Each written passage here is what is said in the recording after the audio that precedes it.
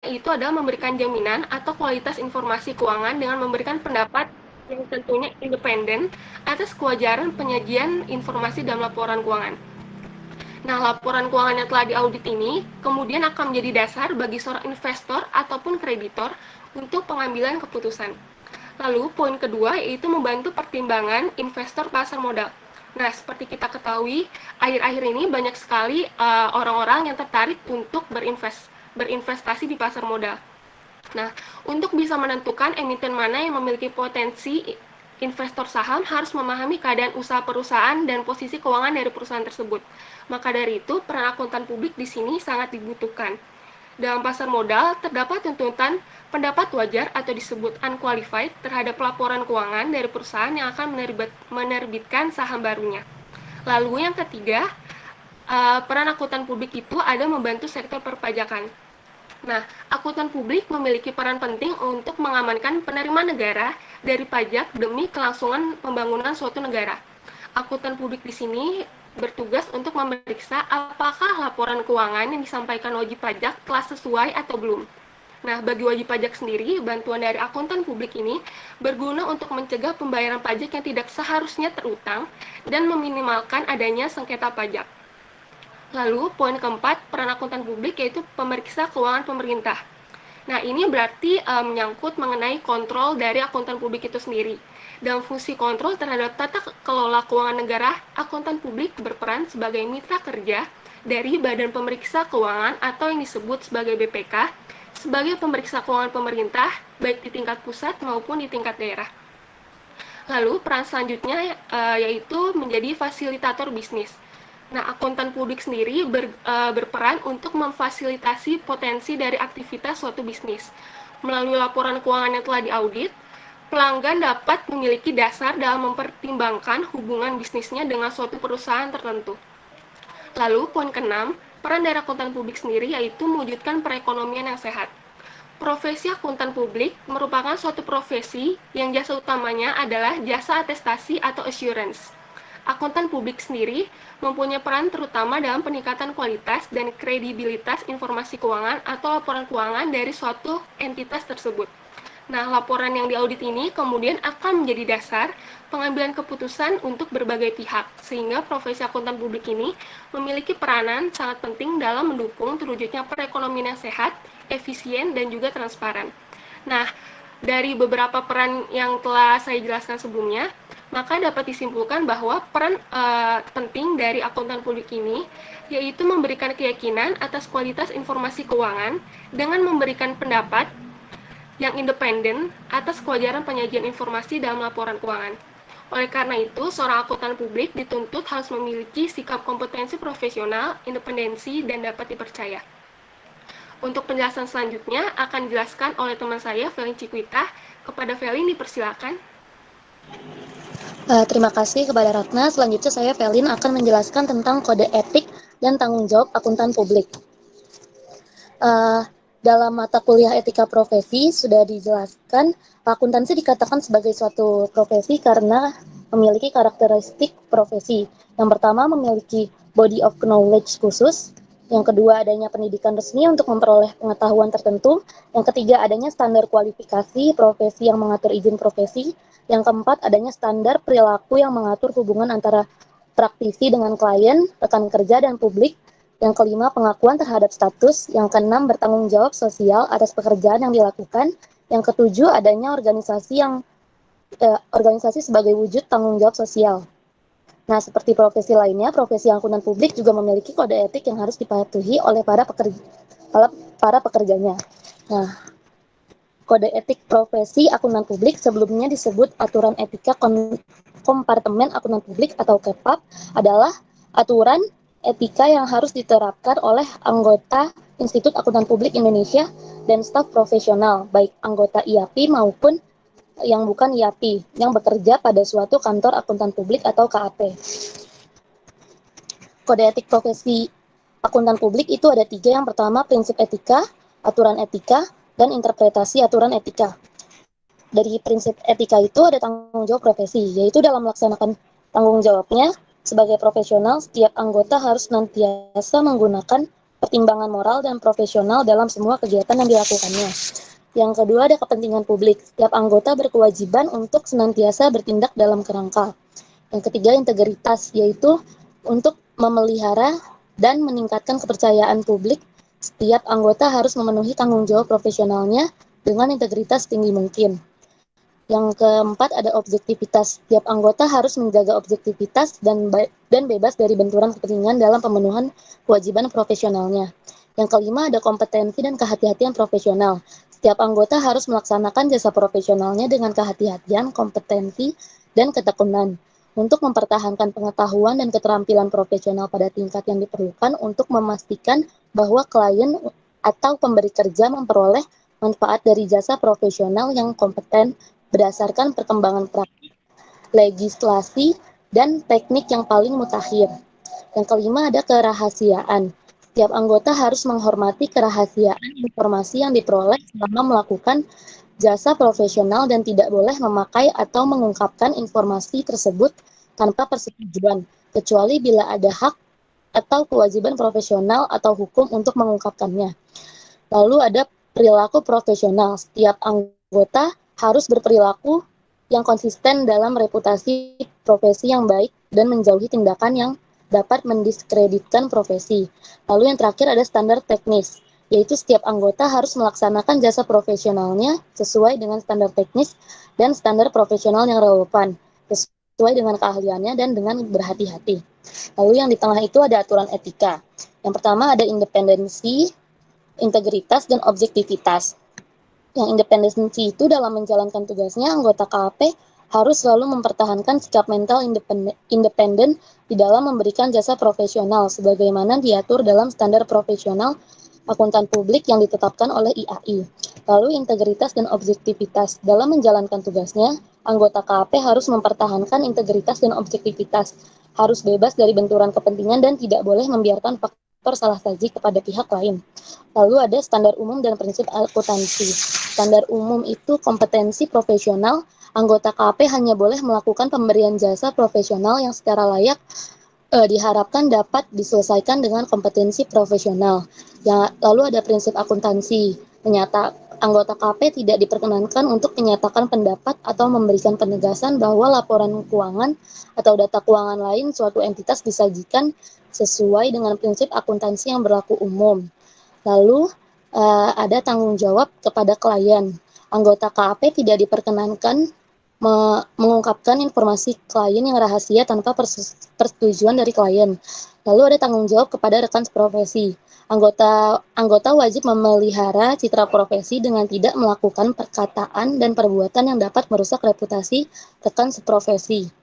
Lalu ada tanggung jawab dan praktik lain. Anggota tidak diperkenankan melakukan tindakan dan atau mengucapkan perkataan yang mencemarkan profesi. Lalu yang terakhir ada interpretasi aturan etika. Interpretasi aturan etika merupakan interpretasi yang dikeluarkan oleh badan yang dibentuk oleh himpunan setelah memperhatikan tanggapan dari anggota dan pihak-pihak berkepentingan lainnya sebagai panduan dalam penerapan aturan etika tanpa dimaksudkan untuk membatasi lingkungan dan penerapannya. Nah, dalam pernyataan etika profesi yang berlaku saat ini dapat dipakai sebagai interpretasi dan atau aturan etika sampai dikeluarkannya aturan dan interpretasi baru untuk menggantikannya. Next. Ada tanggung jawab akuntan publik. Tanggung jawab akuntan publik yang kami ambil dari Undang-Undang Nomor 5 Tahun 2011 tentang akuntan publik bertanggung jawab atas jasa yang diberikan. Nah, dalam pasal 28 dijelaskan dalam memberikan jasa assurance sebagaimana dimaksud dalam pasal 3 ayat 1, akuntan publik dan KAP wajib menjaga independensinya serta bebas dari benturan kepentingan.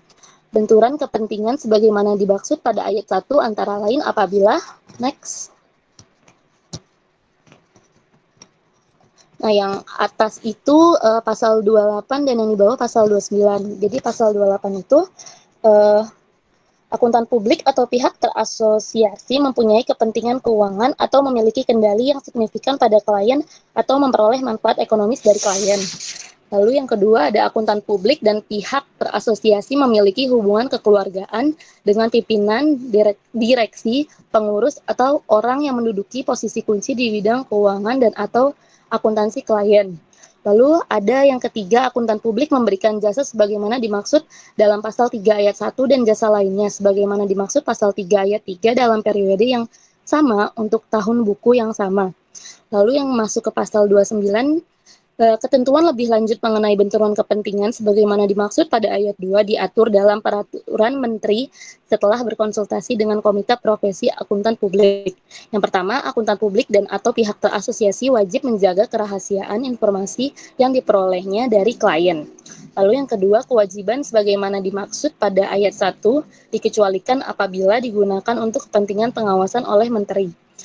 Lalu yang ketiga adalah menteri wajib menjaga kerahasiaan informasi yang diperolehnya dari akuntan publik atau pihak terasosiasi sebagaimana dimaksud pada ayat 2 sesuai dengan ketentuan peraturan perundang-undangan.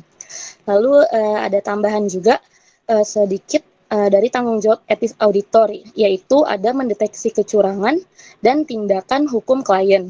Tanggung jawab etis auditor lainnya itu yang pertama tanggung jawab terhadap opini yang diberikan, yang kedua tanggung jawab terhadap profesi, yang ketiga tanggung jawab terhadap klien, yang keempat tanggung jawab untuk mengungkapkan kecurangan, yang kelima tanggung jawab terhadap pihak ketiga, dan yang terakhir tanggung jawab terhadap pihak ketiga atas kecurangan yang tidak ditemukan. Selanjutnya akan dijelaskan oleh teman saya, Michelle. Terima kasih. Terima kasih, Velin. Saya Misalia Ayu akan menjelaskan mengenai pengertian pengendalian intern dan tujuan pengendalian intern. Menurut Institut Akuntan Publik Indonesia atau IAPI, pengendalian intern adalah suatu proses yang dijalankan oleh Dewan Komisaris, Manajemen, dan personel lain dalam suatu entitas yang didesain untuk memberikan keyakinan memadai tentang pencapaian 3 golongan tujuan sebagai berikut. Yang pertama, keandalan pelaporan keuangan. Yang kedua, efektivitas dan efisiensi operasi. Dan yang ketiga, kepatuhan terhadap hukum dan peraturan yang berlaku. Jadi, secara umum, pengendalian intern adalah suatu proses yang terdiri dari usaha atau tindakan-tindakan yang tepat dan terintegrasi yang harus dilakukan untuk mencapai tujuan. Next. Yang kedua, saya akan menjelaskan mengenai tujuan pengendalian intern. Tujuan pengendalian internal adalah menyediakan keyakinan yang memadai bahwa aset telah dilindungi dan digunakan untuk keperluan bisnis. Yang kedua, informasi bisnis akurat. Yang ketiga, karyawan mematuhi hukum dan peraturan yang berlaku. Dengan adanya sistem pengendalian internal perusahaan, dapat melindungi aset perusahaan dari kecurangan, pencurian, penyalahgunaan, atau kesalahan yang dilakukan oleh karyawan. Selanjutnya akan dijelaskan oleh Frida.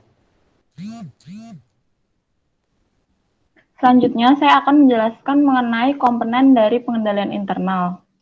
Nah, si komponen pengendalian internal itu terdiri dari 5. Yang pertama itu lingkungan pengendalian, aktivitas pengendalian, penilaian risiko, informasi dan komunikasi, dan yang kelima itu monitoring atau pemantauan. Yang pertama, saya akan menjelaskan mengenai lingkungan pengendalian. Nah, sesuai dengan kutipan ISA 315 yang menyatakan bahwa auditor itu wajib untuk memahami lingkungan pengendalian.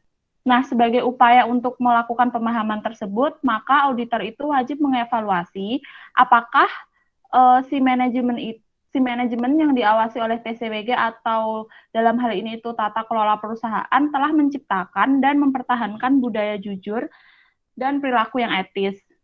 Dan yang kedua, apakah komponen-komponen di lingkungan pengendalian itu secara kolektif memberikan landasan yang kuat bagi komponen pengendalian internal lainnya. Si lingkungan pengendalian ini merupakan dasar bagi pengendalian internal yang efektif. Lingkungan pengendalian yang baik, maka akan berdampak pada lingkungan kerja yang disiplin. Lingkungan kerja yang disiplin atau lingkungan kerja yang bagus ini, maka manajemen dalam lingkungan pengendalian yang baik, maka si manajemen ini akan melakukan pengelolaan yang akan bagus pula. Maka si manajemen ini, Nah, kalau misalkan di lingkungan pengendaliannya itu kurang efektif atau buruk, maka berdampak pada si lingkungan kerja yang buruk pula. Kalau lingkungan kerjanya buruk, maka kegiatan operasional perusahaan pun akan buruk atau manajemen tidak bisa melakukan fungsi pengendalian dengan baik. Contohnya itu orang yang bekerja di lingkungan yang buruk, seperti pemimpinnya itu kurang kompeten atau tidak memberikan contoh yang baik. hal tersebut juga akan menghambat kinerja orang tersebut, sehingga orang tersebut tidak bisa bekerja secara maksimal. Nah, baik buruknya lingkungan pengendalian itu dapat dilihat dari yang pertama, komunikasi dan pelaksanaan nilai integritas dan nilai lainnya.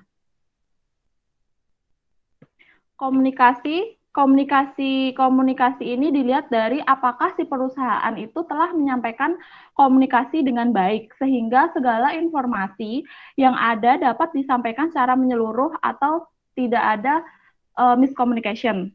Nah, kalau nilai integritas ini dia berkaitan dengan nilai etika. Jadi keseluruhan anggota entitas juga harus menerapkan nilai-nilai etika sesuai dengan kode etik profesi.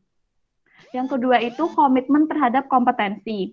Dalam hal ini, semua anggota entitas itu diharapkan ketika melaksanakan tugas dan tanggung jawabnya itu harus sesuai dengan kompetensi, skill, dan pengalaman untuk tugas yang bersangkutan. Yang ketiga ada partisipasi Dewan Komisaris atau Komite Audit. Ini itu berkaitan dengan berapa efektifnya tata kelola atas kegiatan operasional perusahaan. Tata kelola perusahaan ini tuh diawasi oleh si TCWG ya, tadi tata kelola atau tata kelola perusahaan yang memang dia itu pihak tata kelola yang dipercayakan untuk melakukan pengawasan. Jadi semua kegiatan operasional itu sudah dipastikan oleh si pihak tata kelola ini. Pihak tata kelola ini itu tugasnya untuk memastikan tentang keandalan pelaporan keuangan entitas, efektivitas dan efisiensi operasional, serta kepatuhan terhadap hukum dan peraturan. Lalu yang selanjutnya itu gaya kepemimpinan. Gaya kepemimpinan ini berkaitan dengan sikap dan tindakan manajemen. Manajemen dalam pelaporan keuangan menunjukkan sikap positif atau tidak. Sikap positif ini berkaitan dengan manajemen dalam menetapkan pengendalian atas informasi dan dalam memperlakukan karyawan akuntansi. Belum tidaknya penetapan kebijakan terkait mencegah akses tanpa otorisasi, serta manajemen dalam mengukur segala risiko. Lalu yang selanjutnya itu struktur organisasi. Struktur organisasi ini berkaitan dengan apakah si entitas mempunyai struktur organisasi yang relevan. Karena struktur organisasi yang baik akan mendorong tercapainya tujuan entitas. Struktur organisasi yang baik mencerminkan bahwa manajemen mampu memahami wewenang dan tanggung jawabnya. Struktur entitas yang baik akan mendukung arus informasi dapat tersampaikan tepat waktu, sehingga para pemakai laporan keuangan dapat menggunakan informasi tersebut sebagai acuan untuk mengambil keputusan ekonomi. Selanjutnya itu ada pembagian wewenang dan tanggung jawab. Pembagian wewenang dan tanggung jawab ini berkaitan dengan apakah wewenang dan tanggung jawab masing-masing karyawan itu telah dibagi dengan tepat. Tepat atau tidaknya pembagian wewenang dan tanggung jawab dapat dilihat dari pemberian otorisasi. Misalkan ada prosedur atau tidak dalam proses otorisasi tersebut. Terus yang selanjutnya itu ada kebijakan dan praktik sumber daya manusia. Kebijakan dan praktik sumber daya manusia ini itu berkaitan dengan standar apa yang ada di dalam entitas untuk penempatan karyawan yang paling kompeten atau jujur. Dan pelatihan diberikan agar pegawai bisa melaksanakan tugasnya dengan baik, serta promosi itu harus didasarkan pada evaluasi atau kinerja. Contohnya itu dalam hal rekrutmen karyawan. Jadi dasarnya itu harus melalui proses wawancara atau meliputi pengecekan latar belakang. Kalau misalkan sudah memenuhi kriteria, maka harus ada evaluasi kinerja secara berkala agar dapat dilakukan tindakan baik itu promosi atau penjatuhan sanksi. Yang kedua itu aktivitas pengendalian. Aktivitas pengendalian ini meliputi review terhadap kinerja. Review terhadap kinerja merupakan pengendalian yang berupa review atas realisasi atau membandingkan data produksi dengan data keuangan. Contohnya itu membandingkan angka budget dengan angka realisasi. Yang kedua itu ada pengolahan informasi. Pengolahan informasi ini pengolahan informasi ini itu berkaitan dengan pemanfaatan IT atau perangkat lunak akuntansi. Contohnya itu memeriksa akurasi dari beberapa file penjualan, perkalian, dan penjumlahan dalam invoice. Itu harus sesuai. Terus yang ketiga itu ada pengendalian fisik. Pengendalian fisik atas aset dan pembatasan akses ke suatu ruang, file data, atau program komputer. Contohnya itu berupa misalnya penggunaan lemari besi untuk menyimpan uang. Dan membatasi siapa saja pihak yang boleh untuk mengakses misal akses ke penyimpanan uangnya, akses untuk ke inventorinya itu harus dilindungi dengan misal menggunakan password atau PIN. Terus yang keempat itu ada pemisahan tugas. Pemisahan tugas ini itu mencerminkan bahwa pengendalian internal itu sudah baik, karena pengendalian internal yang baik itu mensyaratkan bahwa tidak ada pegawai yang diberi tanggung jawab terlalu banyak. Contohnya itu karyawan yang mengolah piutang tidak boleh menangani transaksi penerimaan. Terdapat perbedaan fungsi antar masing-masing divisi, misalkan perbedaan dari divisi penyimpanan yang menangani kas sama yang memelihara tempat penyimpanan inventory. Jadi itu berbeda dengan divisi pencatatan yang nantinya itu akan menciptakan dokumen jurnal, serta divisi otorisasi yang bertugas untuk menyetujui transaksi atau keputusan. Jadi masing-masing divisi itu memang harus dibeda-bedakan. Terus yang kelima itu ada otorisasi. Nah, si otorisasi ini berkaitan dengan pemberian wewenang kepada pihak yang bertugas untuk menyetujui penjualan kredit kepada pelanggan. Lalu yang terakhir itu ada rekonsiliasi. Si rekonsiliasi ini itu meliputi proses penyusunan atau review atas rekonsiliasi. Contohnya itu rekonsiliasi saldo bank. Lalu yang ketiga itu ada penilaian risiko. Penilaian risiko entitas ini itu dilakukan oleh PPRE atau proses penilaian risiko entitas. Apabila proses penilaian risiko atas entitas ini sudah sesuai, maka si PPRE ini itu berfungsi untuk mendukung auditor untuk menilai seberapa besar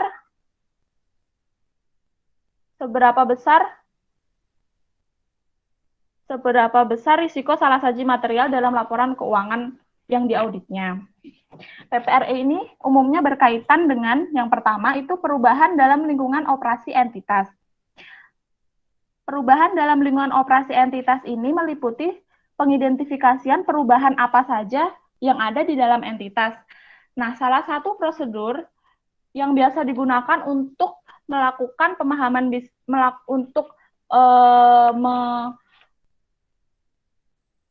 melakukan pemahaman bisnis dan industri klien ini itu biasa dilakukan dengan misalnya dengan melakukan observasi, konfirmasi, serta melakukan inspeksi.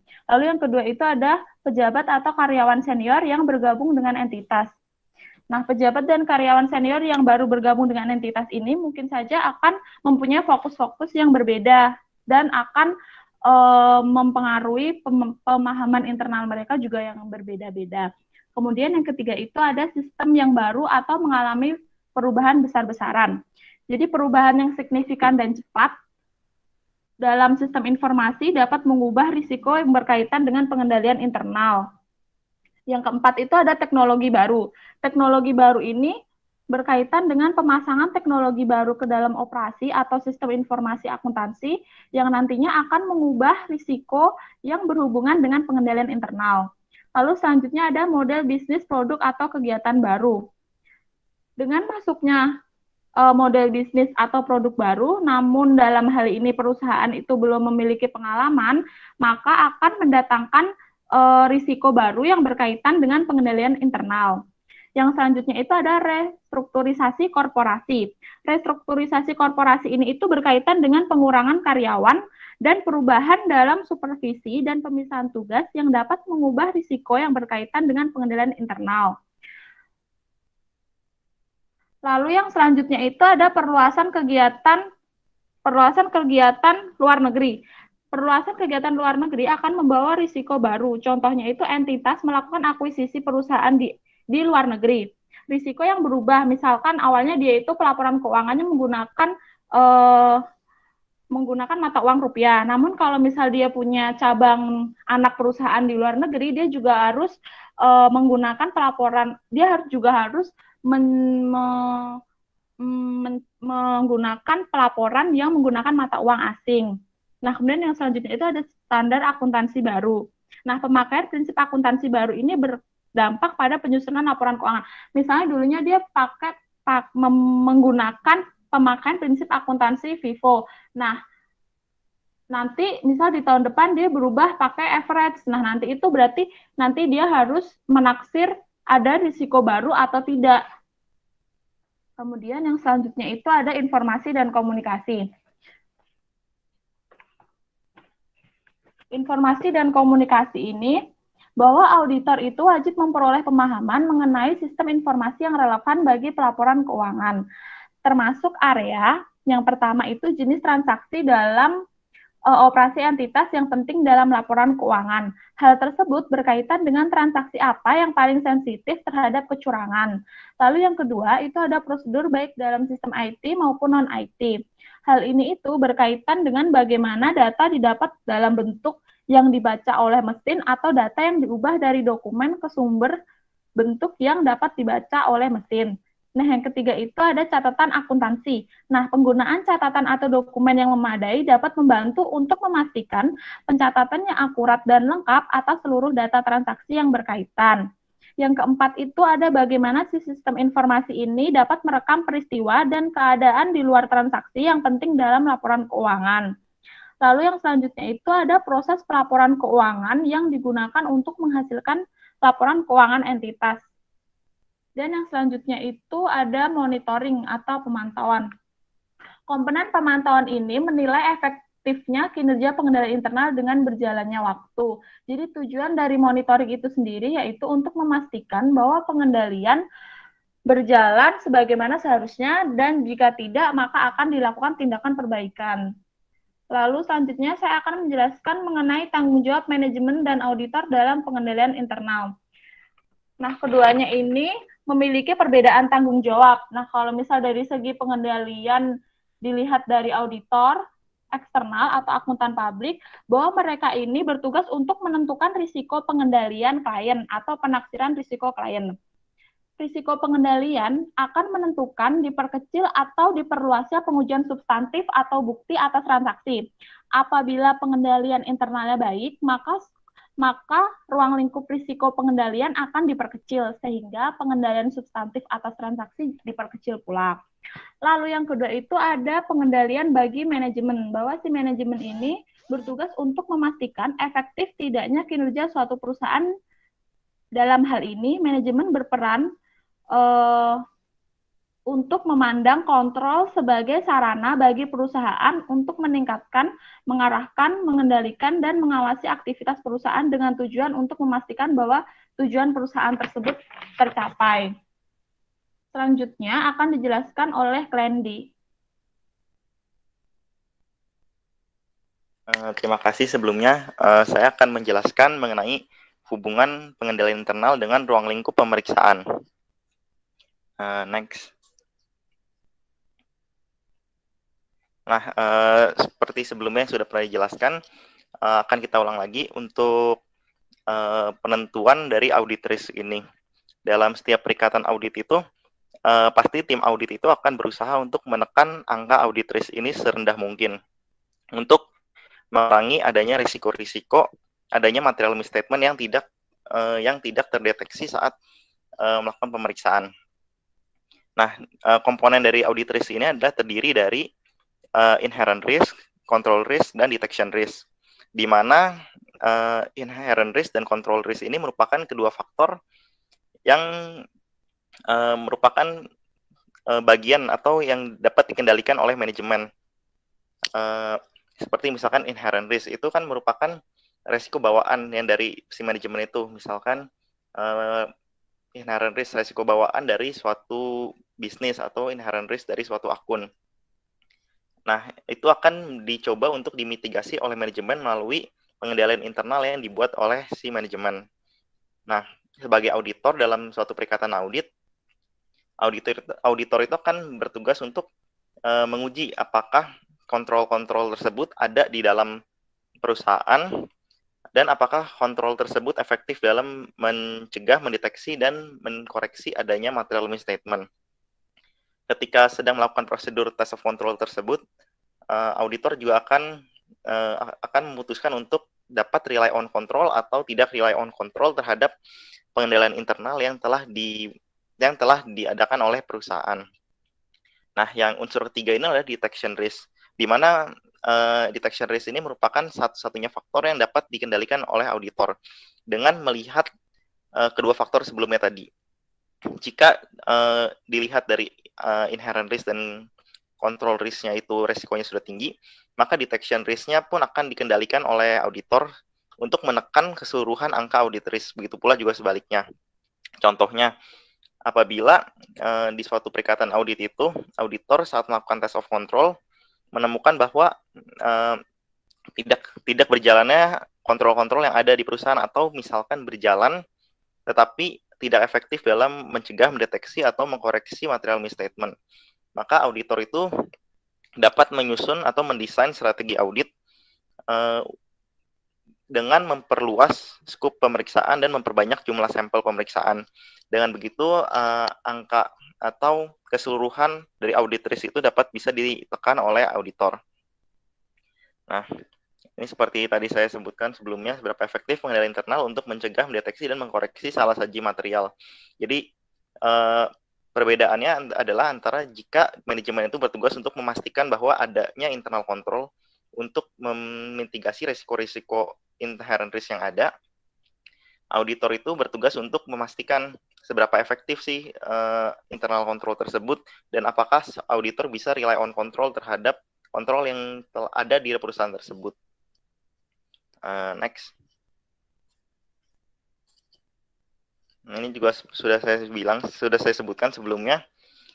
Jika pengendalian internal itu saat test of control itu dinilai kurang efektif, auditor akan mendesain prosedur substantif dengan prosedur audit yang lebih luas dan jumlah sampel yang lebih besar.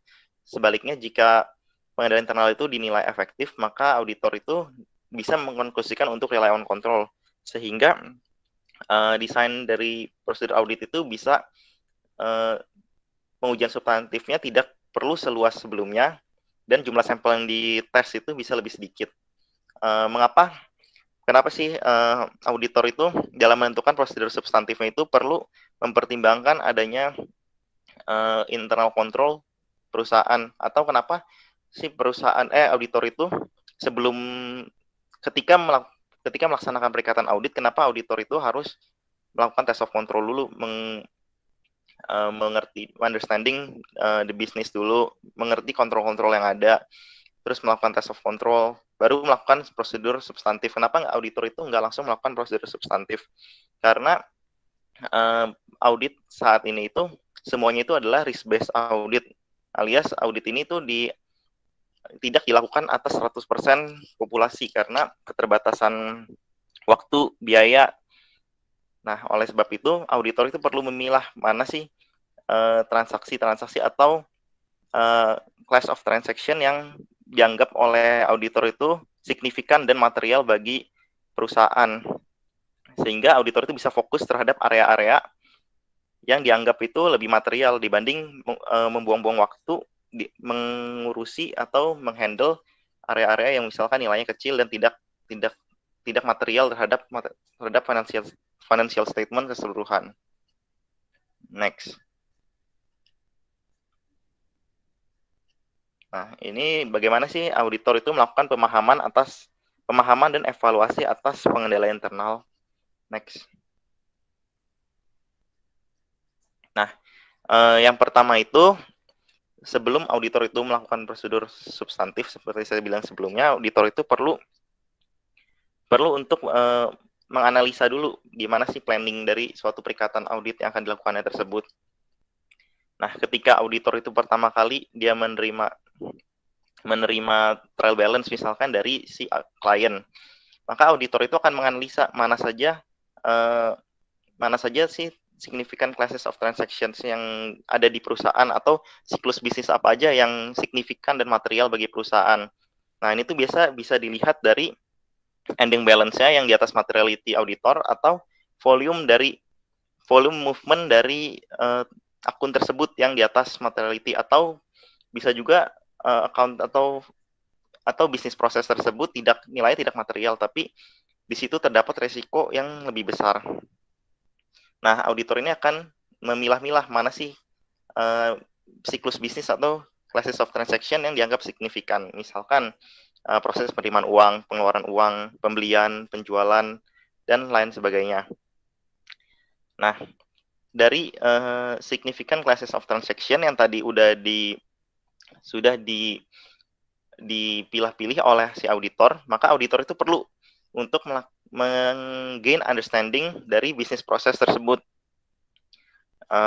Jadi auditor itu perlu untuk mengetahui gimana sih, misalkan untuk cash receipt, bagaimana proses yang ada di perusahaan itu, misalkan dari uang masuk sampai terbentuknya jurnal dan terposting ke buku besar. Atau misalkan gimana proses pembelian dari adanya departemen terkait yang membutuhkan barang sampai barang tersebut datang dan terbentuklah jurnal yang diposting ke buku besar. Nah, dari selain bisnis proses yang didalami oleh si auditor itu, auditor juga akan menggali lebih dalam lagi apa aja sih kontrol-kontrol yang ada dan apa aja risiko-risiko yang ada. Jadi auditor itu akan merinci apa-apa saja yang menjadi risiko atau what can go wrong dari suatu account itu. Misalkan jika cash receipt, maka ada kemungkinan itu ada uang masuk tapi tidak tercatat. Nah, kontrolnya apa yang dilakukan oleh perusahaan untuk memitigasi risiko tersebut? Contohnya, misalkan beberapa jam sekali kasir itu akan merefresh mutasi rekening perusahaan untuk mengecek apakah ada uang masuk atau enggak. Dan semua pencatatan itu harus dilakukan di hari yang sama. Atau kalau misalkan ada transaksi pembelian yang tidak terotorisasi, nah kita bisa ngecek nih apakah prosedur pembelian itu sudah melalui PRPO yang sudah diotorisasi dan di-approve oleh matrix approval-nya, dan lain seterusnya. Nah, setelah kita menggain understanding itu dengan cara kita inquiry dengan manajemen. Kita melakukan tanya jawab dengan manajemen, bagaimana prosesnya, bagaimana kontrol-kontrol yang dilakukan. Nah, setelah itu kita akan menganalisa nih, apakah kontrol-kontrol tersebut efektif atau tidak dalam mencegah, mendeteksi, dan mengkoreksi adanya material misstatement.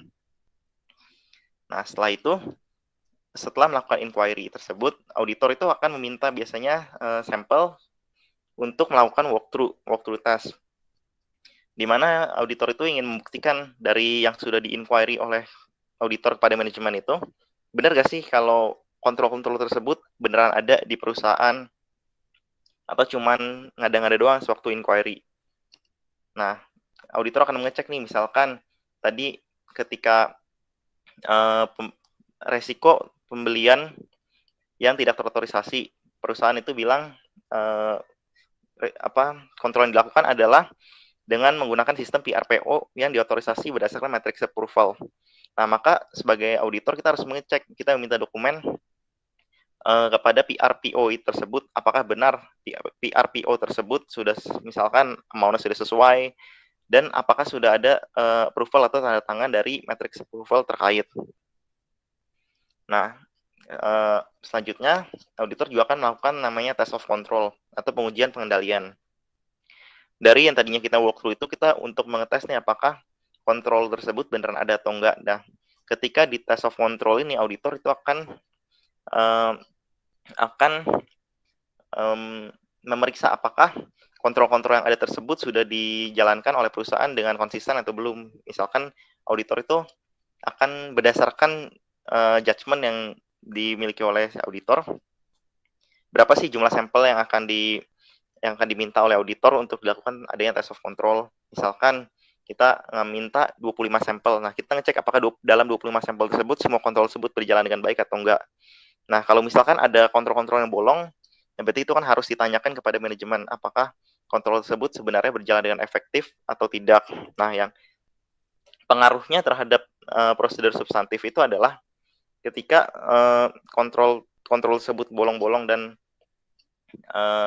tidak berjalan dengan baik, berarti artinya terdapat resiko besar terjadinya material misstatement di bisnis proses tersebut. Sehingga risiko audit itu akan bertambah. Nah, sebagai dalam melakukan proses audit substantif itu, auditor akan melakukan yang namanya itu untuk mengatasi resiko yang tadi tinggi tersebut, untuk ditekan resikonya. Misalkan ketika proses substantif, sampelnya akan diperbanyak, seperti itu. Next.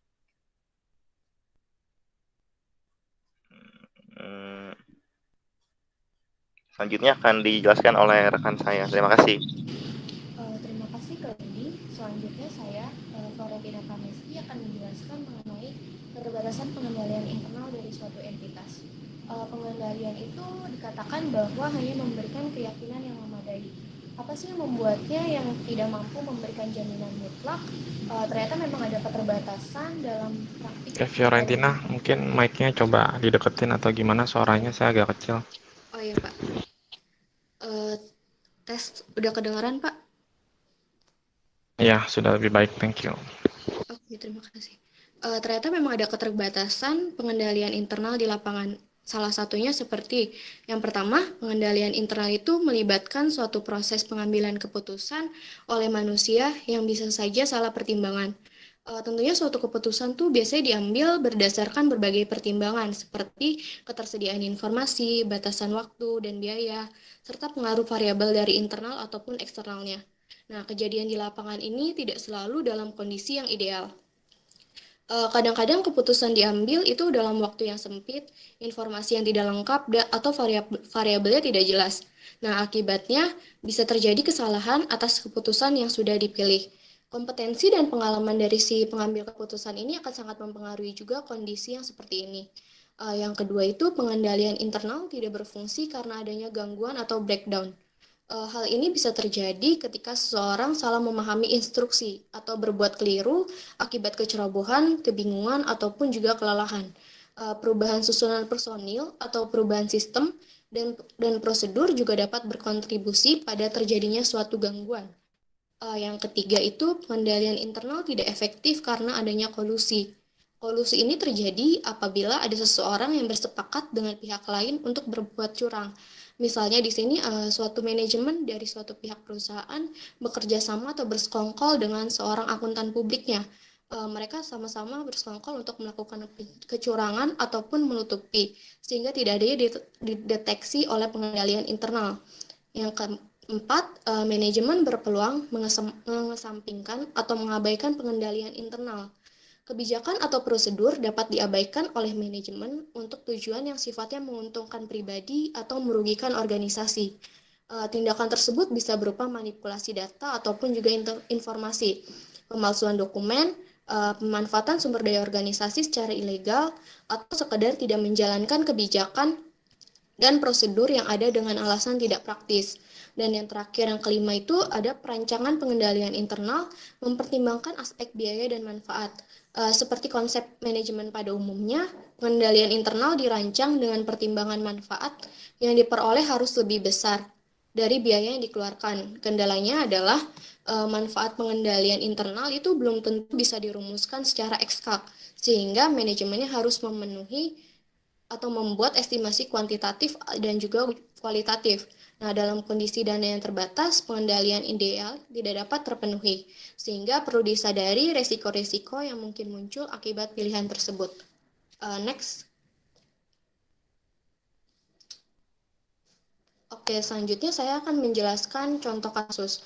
Pada siang hari ini, kelompok kami akan mengambil contoh kasus yang dari PT Garuda Indonesia. Kemenku beberkan 3 kelalaian auditor Garuda Indonesia.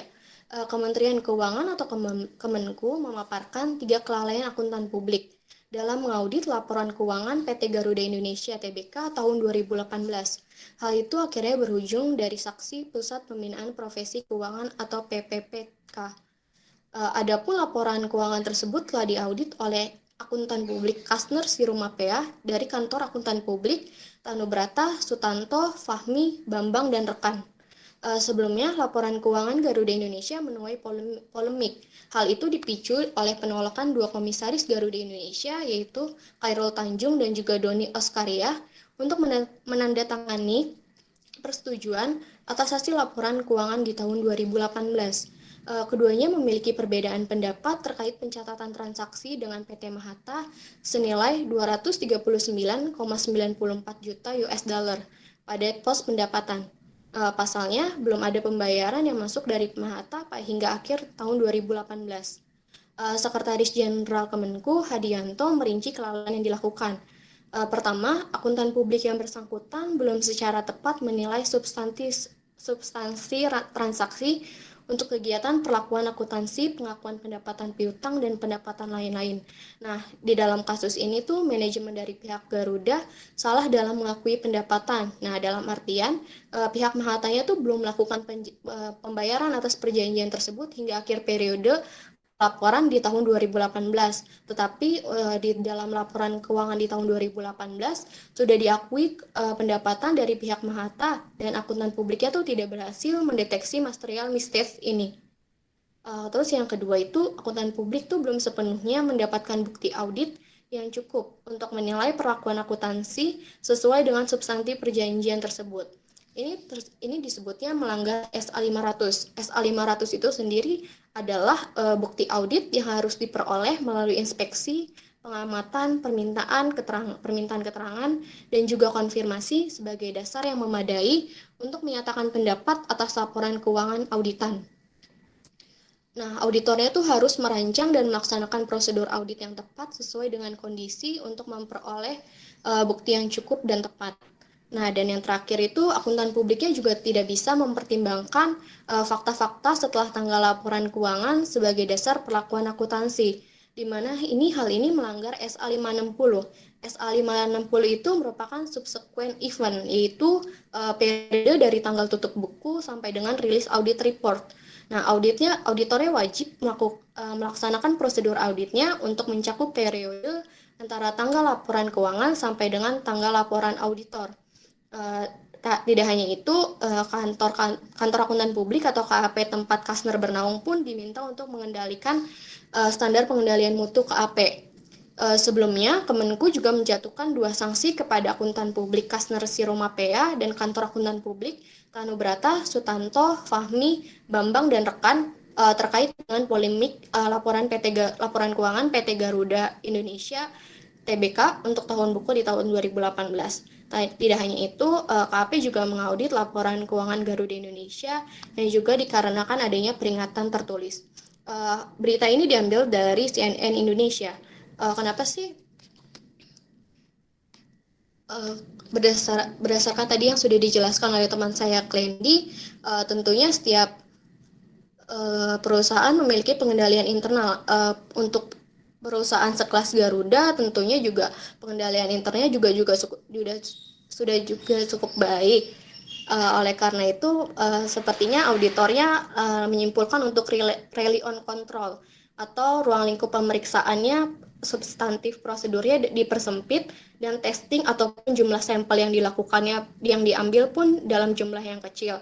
Nah, dengan adanya sampel yang kecil ini tentunya belum bisa mendeteksi adanya kecurangan yang dilakukan oleh PT Garuda ataupun auditornya juga bekerja sama dengan pihak manajemen untuk membungkam kasus kecurangan ini. Sekian presentasi pada siang hari ini. Jika ada pertanyaan bisa dituliskan di kolom chat. Terima kasih.